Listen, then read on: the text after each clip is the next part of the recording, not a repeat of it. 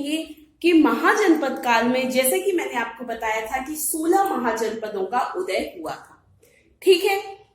तो उसके बाद जो एक सबसे शक्तिशाली जो एक राज्य बनकर जो उभरा, एक साम्राज्य बनकर जो उभरा, वह था मगध साम्राज्य। छठी शताब्दी ईसा पूर्व जब महाजनपदों में एक दूसरे से शक्तिशाली बनने की होड़ लगी हुई थी, तो उस समय जो एक महाजनपद सबसे ज्यादा शक्तिशाली बनकर भारतवर्ष में उभरा या जिसका उदय हुआ, वह था मगध साम्राज्य। ऐसा क्यों? 16 महाजनपद थे, उनमें से मगध ही क्यों? मगध ही क्यों सबसे ज्यादा शक्तिशाली बना? सबसे ज्यादा जो साम्राज्य का विस्तार हुआ वह मगध का ही क्यों हुआ? जब 16 महाजनपद थे, उनमें से मगध ही क्यों इतना स्पेशल है? हम हिस्ट्री भी पढ़ते हैं, तो जब हम महाजनपद पढ़ते हैं, हमने 16 महाजनपद देख ली, उसके बाद हम मगध को ही इतने डिटेल में क्यों पढ़ते हैं? ठीक है, मौर्य काल आया, उसमें चंद्रगुप्त मौर्य आदि बहुत साम्राज्यवादी जो है राजा हुए, लेकिन जो मगध साम्राज्य की जो नींव रखी गई थी वह तो छठी शताब्दी ईसा पूर्व ही रखी जा चुकी थी, है ना। लेकिन इसके कारण क्या थे? अब अगर क्वेश्चन जो बनेगा इसमें, तो वो ये बनेगा कि मगध साम्राज्य के उत्कर्ष के प्रमुख कारण बताइए, या महाजनपद काल के बाद मगध में ही साम्राज्य का विस्तार क्यों हुआ, या मगध ही सबसे शक्तिशाली साम्राज्य बनकर क्यों उभरा, इसके प्रमुख कारण बताइए। आप ये क्वेश्चन लिख लीजिए। आंसर मैं आपको बिल्कुल पॉइंट टू पॉइंट बताऊंगी, जिससे कि आपको कहीं कंफ्यूजन ना रहे, है ना। क्योंकि हमारी स्ट्रेटेजी भी यही रहेगी कि क्वेश्चन आंसर के फॉर्म में ही हमें डिस्कस करना है। बाकी समझाऊंगी मैं आपको पूरा चैप्टर, बट उसमें से क्वेश्चन क्या क्या बन रहे हैं वो मैं यहाँ पे आपको क्लियर करती चलूंगी, ठीक है। तो जैसे कि अगर क्वेश्चन आया कि मगध के उत्कर्ष के प्रमुख कारण बताइए, अब स्टार्टिंग कैसे करनी है? जैसे कि मैंने आपको बताया था, जब भी हम किसी क्वेश्चन की स्टार्टिंग करते हैं तो 2 या 3 लाइन थोड़े से उसके इंट्रोडक्शन के बारे में लिखते हैं। डायरेक्ट हम ये नहीं लिख सकते कि क्यों वो हुआ या मेन ये बस पॉइंट पॉइंट लिख दिए, तो ऐसे नहीं करना है। सबसे पहले क्या है, एक इंट्रोडक्शन छोटा सा देंगे हम। जैसे कि मैंने आपको समझाया, छठी शताब्दी ईसा पूर्व का इतिहास महाजनपदों के बीच प्रभुत्व स्थापित करने का काल है। क्या है? महाजनपदों के बीच प्रभुत्व स्थापित करने का काल है। मगध राज्य सबसे शक्तिशाली बन गया और साम्राज्य स्थापित करने में सफल हुआ। 16 महाजनपदों में से जो सबसे ज्यादा शक्तिशाली राज्य बना वह कौन सा था? मगध राज्य। तो मगध राज्य सबसे शक्तिशाली बन गया और साम्राज्य स्थापित करने में सफल हुआ। लेकिन जैसा कि हम बात कर रहे थे कि 16 महाजनपद थी, तो उनमें से मगध ही क्यों, मगध के ही क्यों इतने साम्राज्य का विस्तार हुआ? हम मगध साम्राज्य को क्यों इतने डिटेल में पढ़ते हैं? ठीक है, यहाँ पर बहुत प्रमुख राजा हुए, लेकिन जो स्टार्टिंग हुई महाजनपद काल के बाद 16 में से एक जो सबसे ज्यादा विस्तार जिसमें हुआ वह मगध था, तो उसके क्या प्रमुख कारण थे?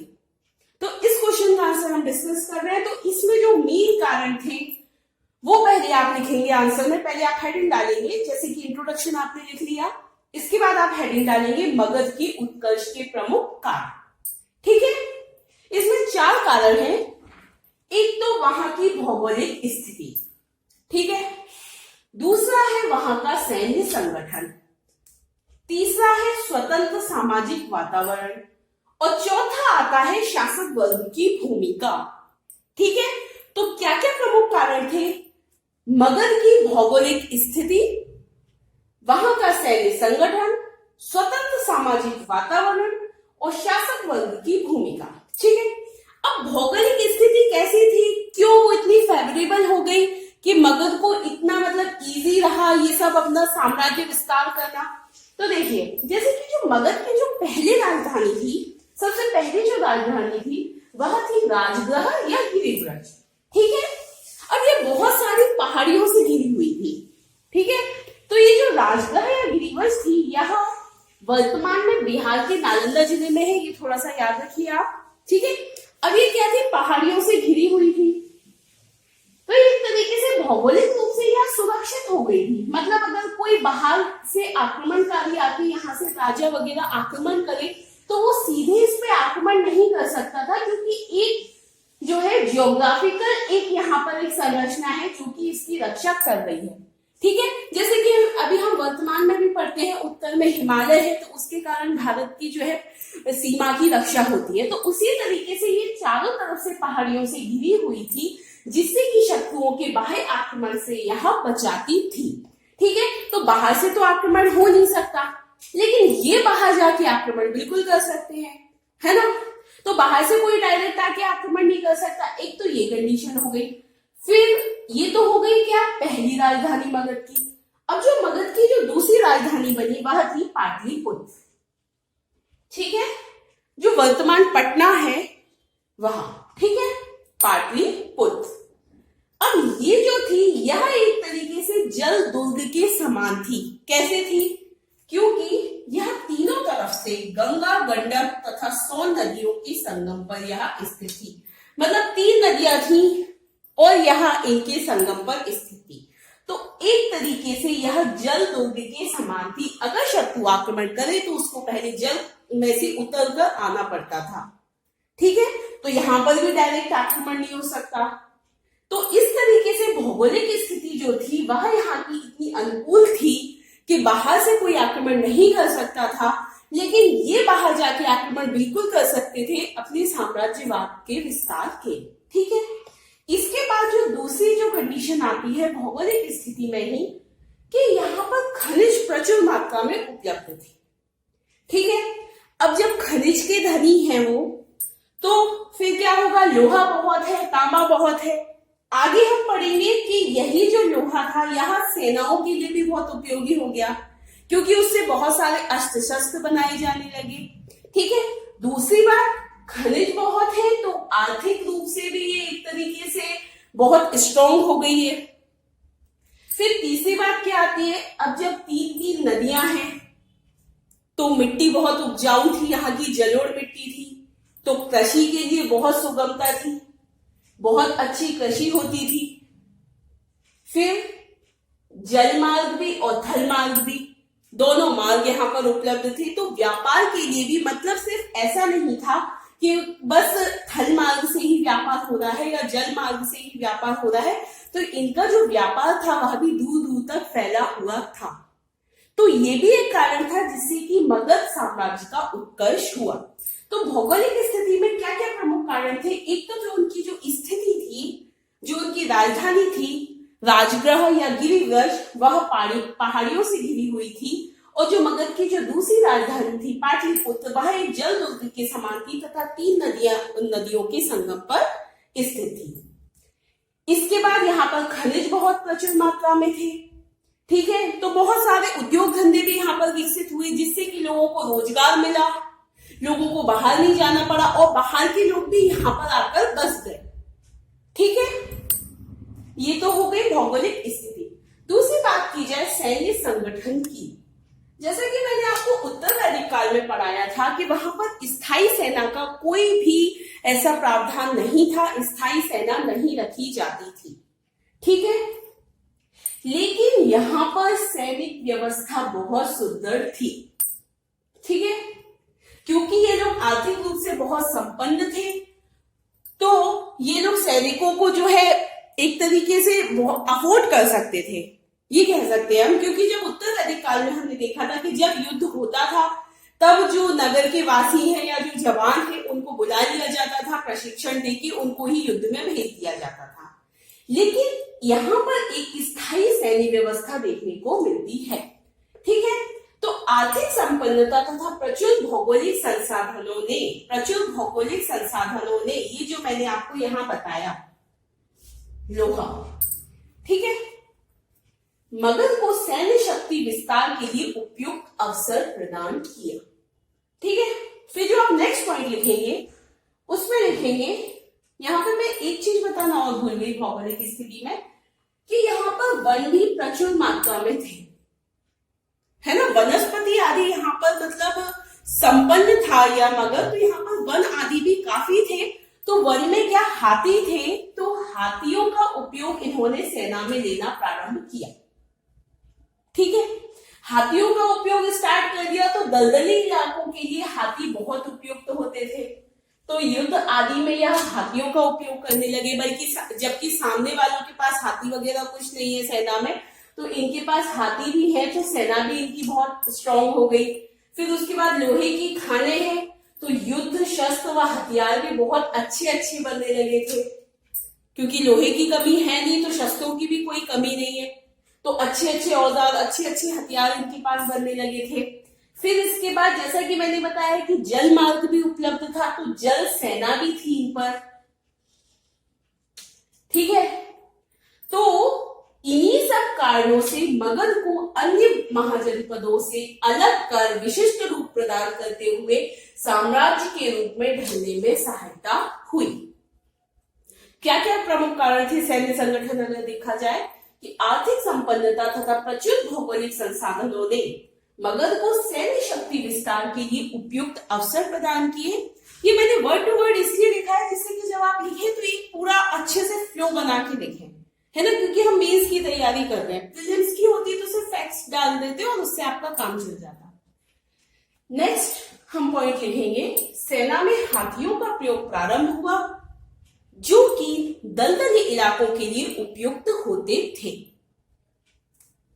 अगला हम लिखेंगे, लोहे की खानों की उपलब्धता के कारण युद्ध शस्त्र व हथियार प्रचुर मात्रा में उपलब्ध थे।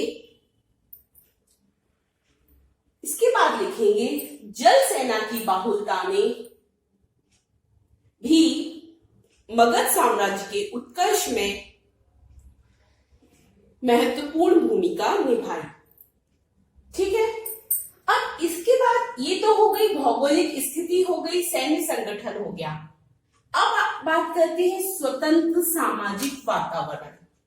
अब ऐसा क्यों लिखा स्वतंत्र सामाजिक वातावरण? क्या उत्तर वैदिक काल में स्वतंत्र सामाजिक वातावरण नहीं था? नहीं था, क्योंकि जब हमने उत्तर वैदिक काल पढ़ा था तो हमने वहां क्या देखा था कि आडंबर आदि जो है वहां समाज में बहुत ज्यादा बढ़ गए थे। पूजा पाठ आदि, धर्म कांड, पशु बलि, ये सब बहुत ज्यादा स्टार्ट हो गए थे। लेकिन जो मगध के जो लोग थे उन्होंने इस कट्टरपंथी विचारधारा को त्यागा और उसी का परिणाम जो है मगध के उत्कर्ष के रूप में सामने आया।